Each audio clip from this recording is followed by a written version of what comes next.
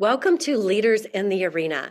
My name is Jenny Whitener, and I'm the CEO of Bridge Innovate. We are a global network of business strategists, consultants, and designers that team up with you to spark distinctive strategy, leadership, and change. This podcast is designed to share valuable insights and lessons from leaders in the arena. Today's program is exploring the aspect of student creativity. According to the research conducted by Drexel University School of Education, creativity is a critical component of the type of divergent thinking necessary for innovation. Expanding creative capacity can make students more adept at forming original ideas, and they're pros at it. We also see that creativity is a life skill in which it can help students unlock new avenues in their own personal self-expression and growth. Creativity is not only an essential motivator for students, it's responsible in many cases for their emotional development and how they begin to imagine their future careers. It's our responsibility to nurture that creativity while students are young.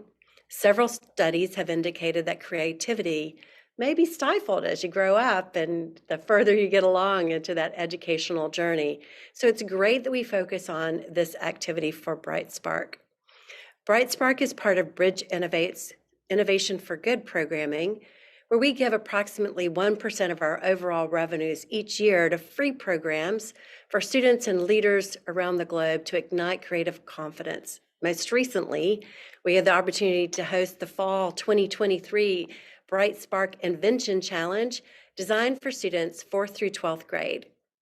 We were focused on a challenge: how might we help communities affected by natural disaster recover emotionally and physically?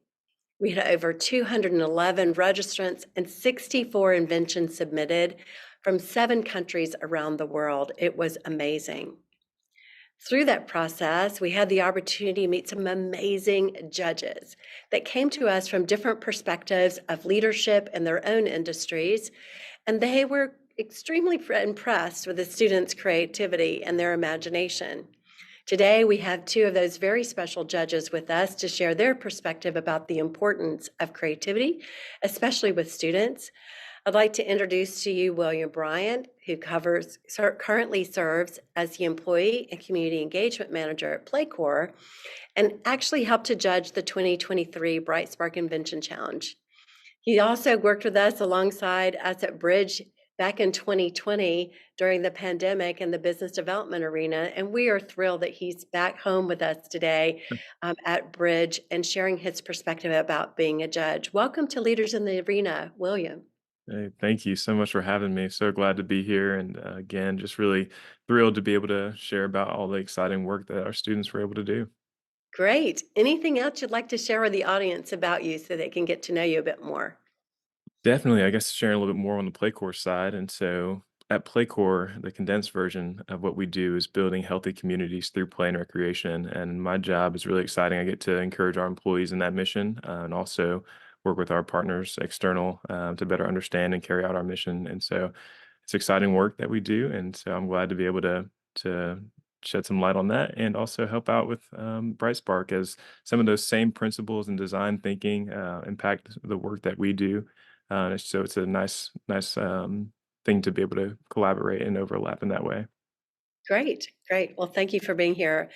I'd also like to introduce another one of our judges from the Fall Invention Challenge, Alfred Burks III. He currently serves in the Office of Response and Recovery at FEMA and was a tremendous help in our judging panel for the Invention Challenge. We're excited to have him on board for Leaders in the Arena and the podcast. Alfred, anything you would like to share with the audience a bit more about yourself? Absolutely. I appreciate it, Jenny.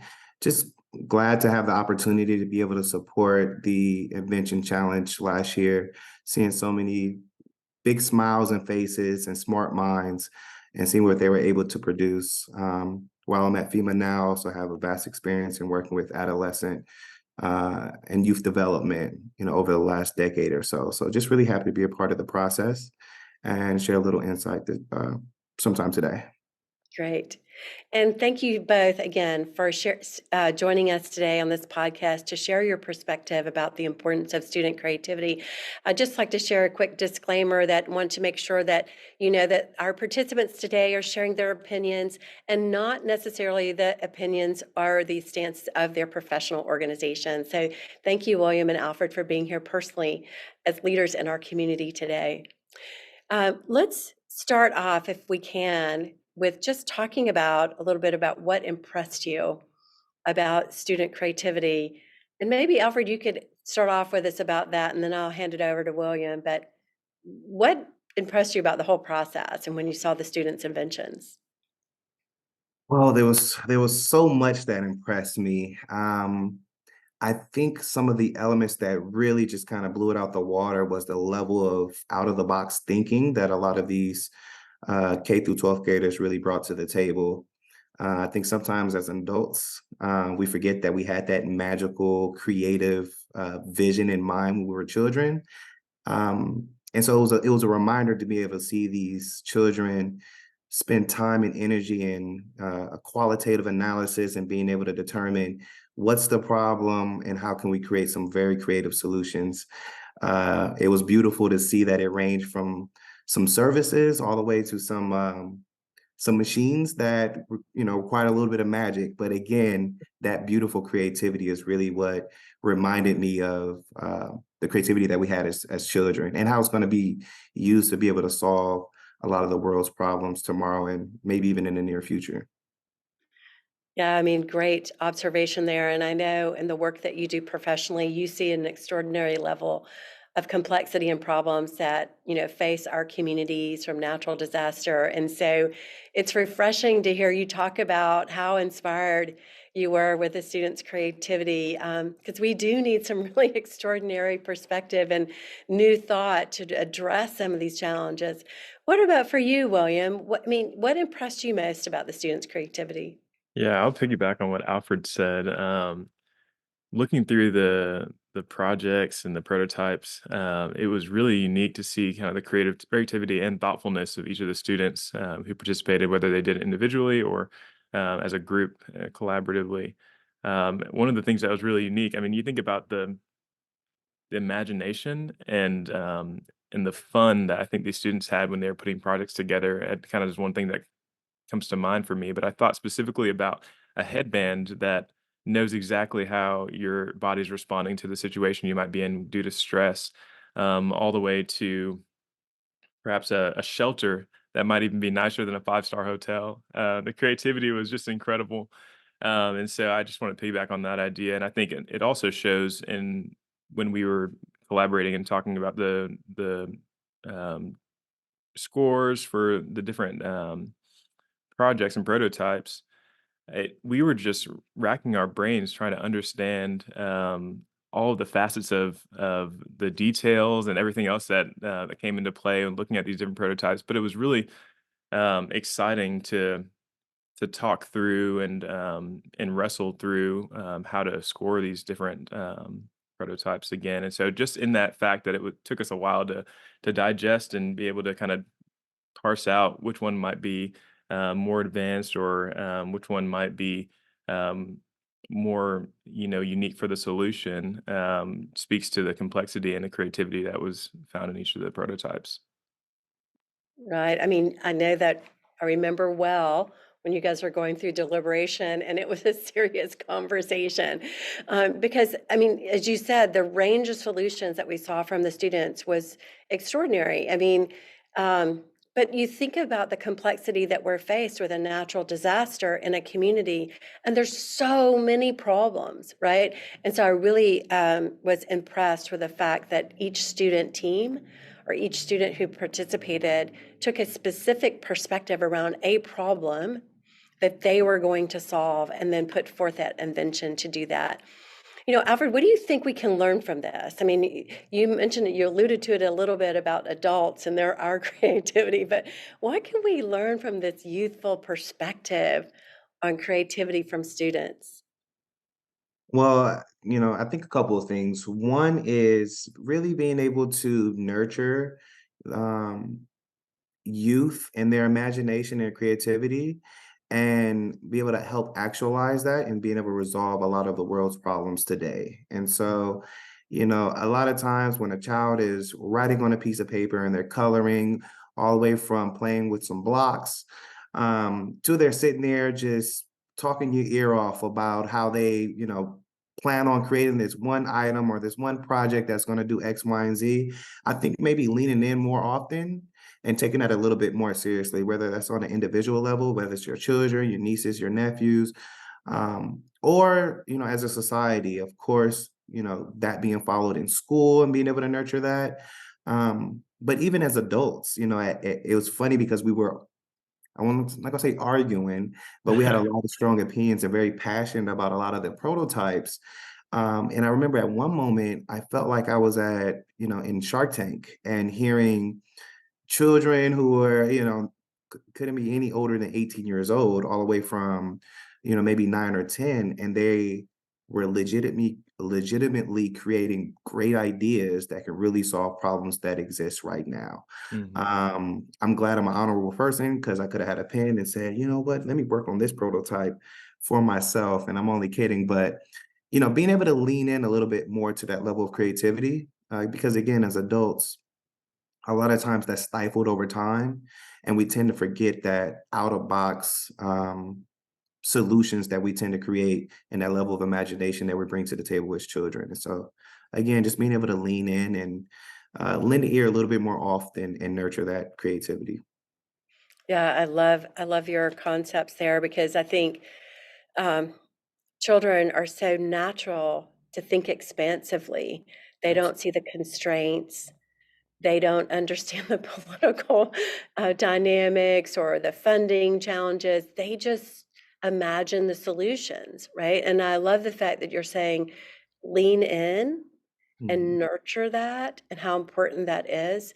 Um, I see that over time, like, at Bridge, we do a lot of work with adults, right, on adult projects. And oftentimes it's so hard for us as adults to take the risk of thinking expansively. I don't know if it's we've been criticized or we felt that this solution might not fly, there's too much risk in it. But I think that ability for students to think openly and expansively, and I think your advice is great for students, but Alfred, I think your advice is also great for managers who are trying to have their own teams bring forth new innovative ideas. We all need that. We all need, when we come forward with some wild and crazy idea that might be the next iPhone or whatever that solution is, it's for somebody to lean in, as you said, and nurture that and say, tell me more. How do you see that working? Asking some questions and getting them to kind of explore that further. So great insights there. William, anything you would share? Yeah, I'll just reiterate what Alfred said, in that it makes me think of the phrase of reinventing continuously. Whether you're a student or, again, as you said, for managers and for leaders in the community, whoever you might be, even on a personal level, um, being able to reinvent continuously is a skill, and to be able to work at that and think big and broad is something that continues to fuel that fire.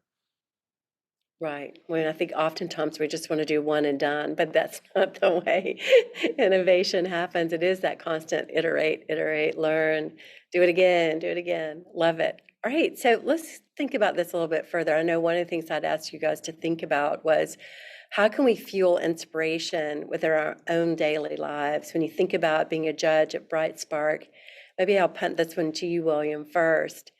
What's your perspective here coming out of this as a judge? How can we fuel this inspiration perspective on a regular basis? Well, that's really good. When I thought about this, and I'm thinking about this, the thing that comes to mind is just this kind of Peter Drucker idea of know your time, know your time, know your time, um, just so that we can create time and space to be more creative. I think that's something that we don't allow ourselves to do very often. But there's a lot of value in saying, hey, at least for me, I talked to my wife about this, and something's on her list, she's going to get it done. If something's on my calendar, I'll get it done.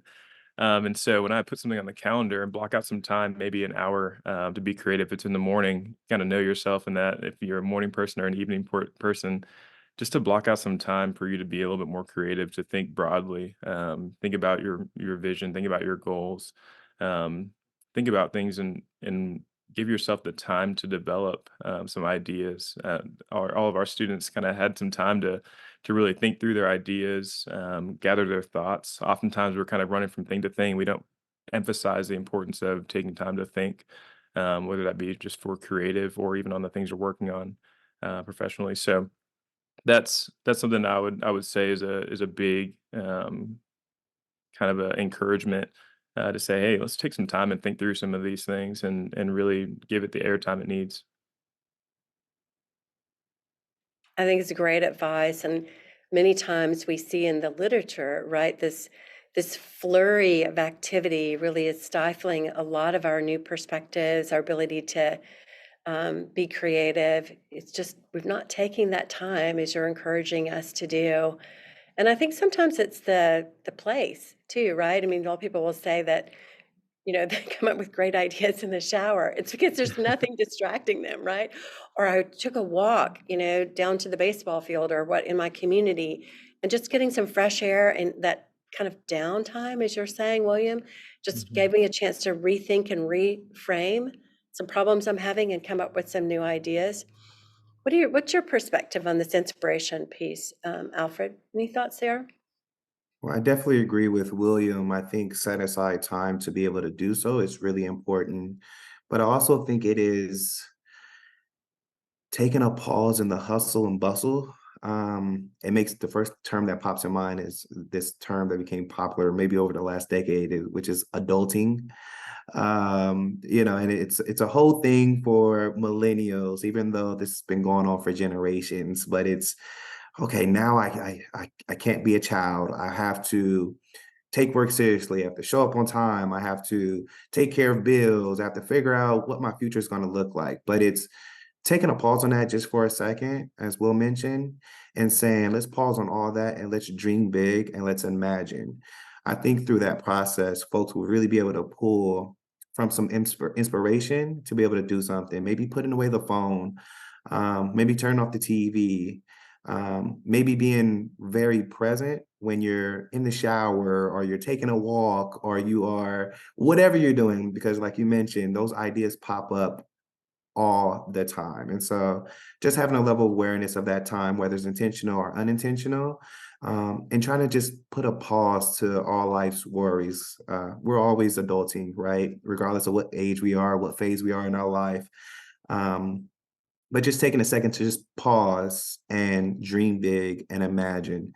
Um, and then allowing, everything else to kind of follow shortly after. Yeah, I mean, I love it when you're thinking about that. And, just imagine for a moment that you're checking your calendar for the next day, right? Mhm. And you got this time blocked off that says dream big and imagine. It makes Absolutely. me like, oh yeah, like I can't wait to get to tomorrow. Or right, it's like sounds exciting.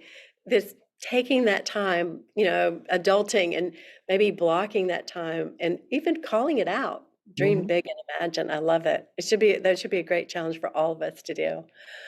All right, so as we think about this, guys, you all as Bright Spark judges and us as a sponsor of this program, what encouragement would you give for students and teachers as they build the next generation of creative leaders? Maybe think about what you would share with those students directly or with the teachers or parents who are, guiding them.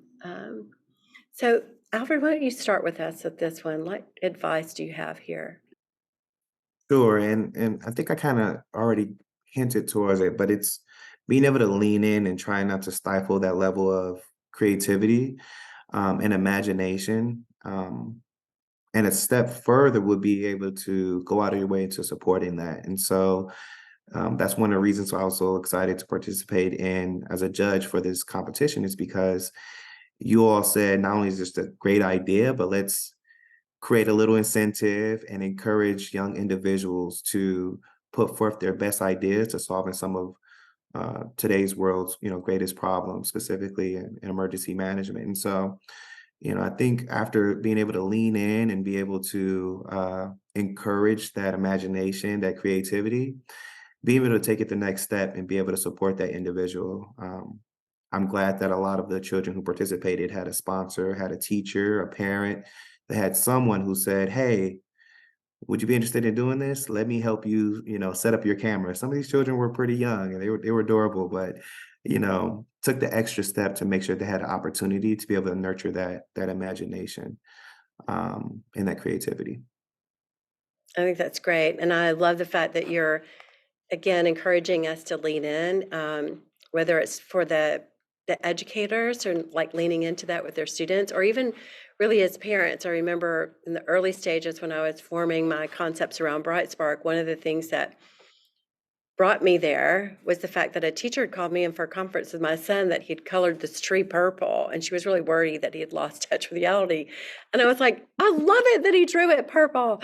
That's Right. It's great." And, like, don't you think that's great too? He sees the world differently, and we need that. We need this different perspective. And so that was a big trigger for me to do what you're saying, Alfred, and that is to, lean in and encourage this. We want this very creative thinking, that we've got big problems in this world, and we need to nurture and lean into that creative thinking. Thank you. William, what would you say about this encouragement to students and teachers? Yeah, I would say I talked about time a little bit ago, but I think it still applies here, but more so in the sense of urgency, in terms of knowing what students are thinking, what's on their minds, what they aspire to do, who they aspire to be, etc.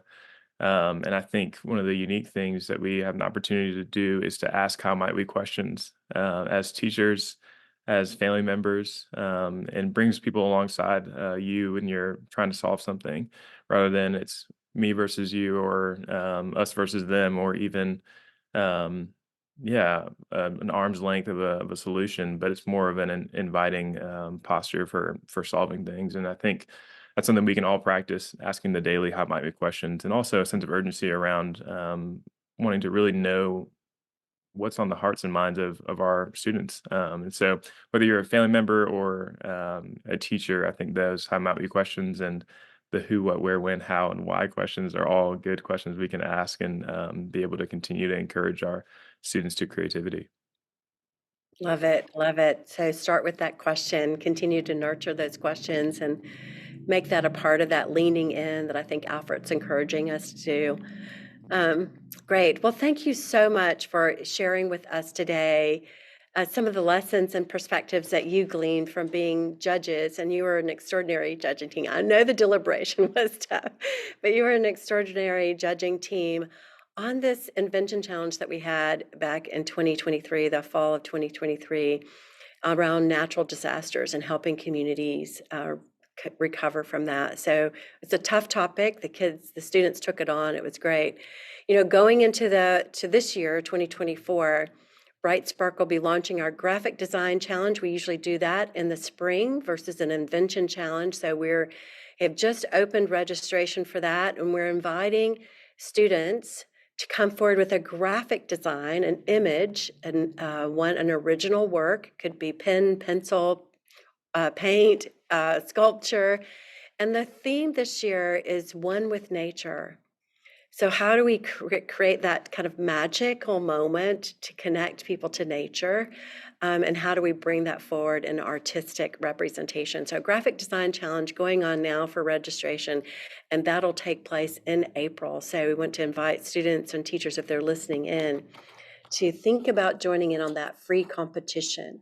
So as we wrap up today's program, William and Alfred, all of our guests that we have on Leaders in the Arena, we ask for you to share a bit of advice for other leaders in the arena. So I'll hand it off to you, William, first. Maybe what bit of advice do you have for leaders in the arena? It could be with around Brightsburg or not, just any advice that you would have as you share with leaders today. Yeah, I think the advice I have is one of just again the invitation to keep learning, learning more about yourself. I think one of the things is that's important is to know your strengths, and so continue to learn what your strengths are, and continue to respond well when you have situations that challenge those strengths, or you have opportunities to learn from your weaknesses, etc. So just continue to learn more about your strengths and more about yourself, and surround yourself with people that can help you do that. Great, love it. And Alfred, what's your advice for leaders in the arena? Um, I think it would be to maybe sometimes tap into that child spirit that you know, try to recall personally. And if you're in a space when you have some influence, try to create this space for other individuals that you may be leading to kind of tap into that childlike spirit so that you know you can be much more innovative and creative and ultimately be able to contribute to solving some of the world's problems, or it can be problems of your organization, or it could be a particular situation. But I think just creating that space and being able to tap into that childlike spirit, I think folks will be much more surprised of how much they can get out of that than focusing so much on the rustle and bustle of everything. Very creative way to be creative. So. Excellent. Well, thank you both for such great comments today on student creativity and your advice to other leaders in the arena. Is it okay? Do you want to share with the audience a little bit more about how to be in touch with you, or if you're on LinkedIn?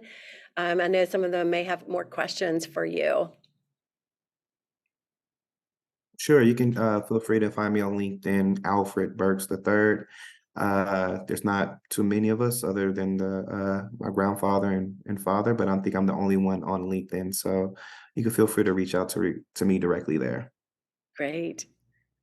That's great. And I'm William Bryan on LinkedIn as well. And you can, yeah, reach out and we'd love to connect.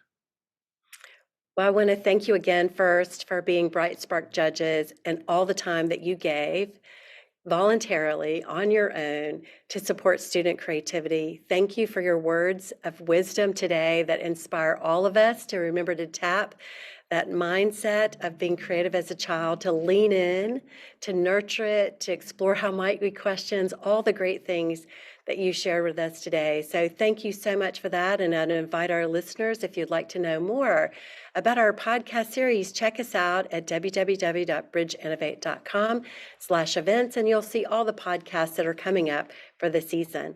Thanks you again, William. Thank you, Alfred, and have a great day. Yes. Thank Thanks, you, Jenny. Jenny.